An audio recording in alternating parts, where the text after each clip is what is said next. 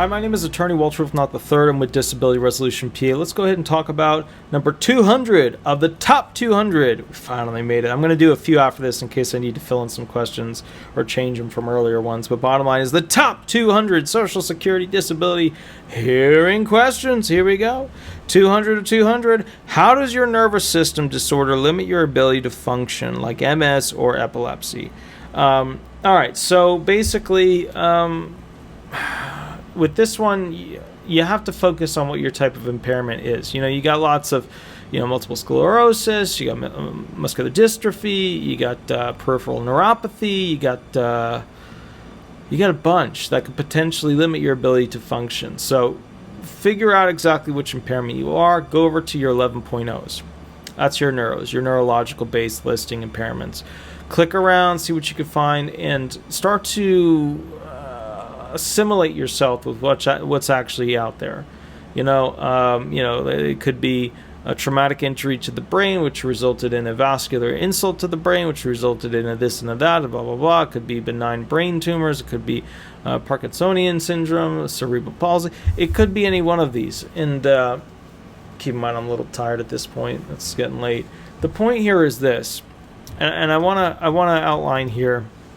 When dealing with this impairment, a lot of these people have really good days and really bad days.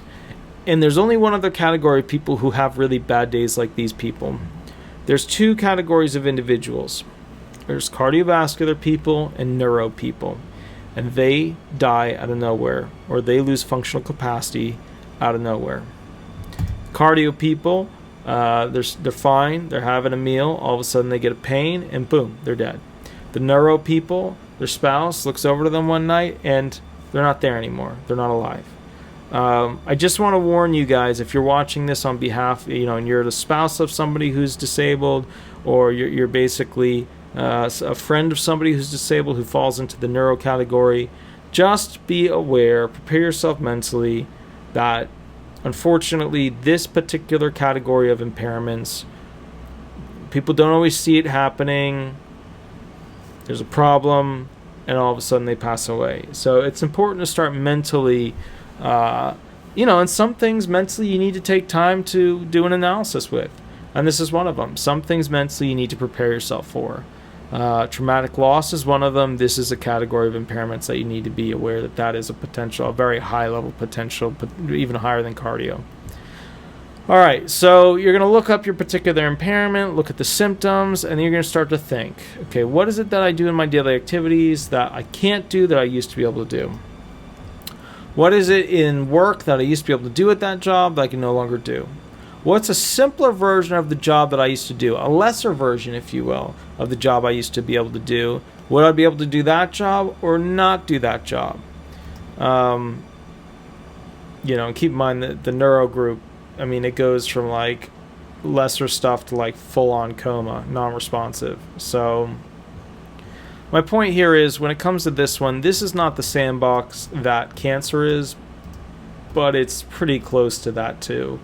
If you have any particular questions about, and you know what I really need to do? I just need to go through the listings, the categories one by one, and just kind of explain them and what they mean, because I know when you guys watch these videos, you're just like, just feed me the information. I don't want to look up the 11.0s.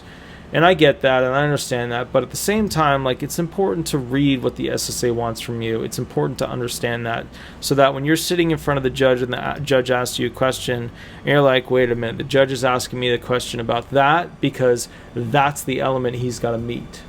That's important here, all right, anyways, I don't want to make these too long, and we've got to do a couple of more. My name is Attorney Walter Knott. If you want to leave me a 5-star review, that's the best way to help me out. AVO, Better Business Bureau, Google. The links are below to be able to do that. Subscribe, like. I always appreciate that. Also, if you want to catch up with me, shoot me an email or give me a call. Also, I go live 8 to 10 every Thursday night, YouTube, Eastern Standard Time. You call the 407 number below. That's my direct line. All right? Have an absolutely wonderful day, and thank you so much. Bye-bye.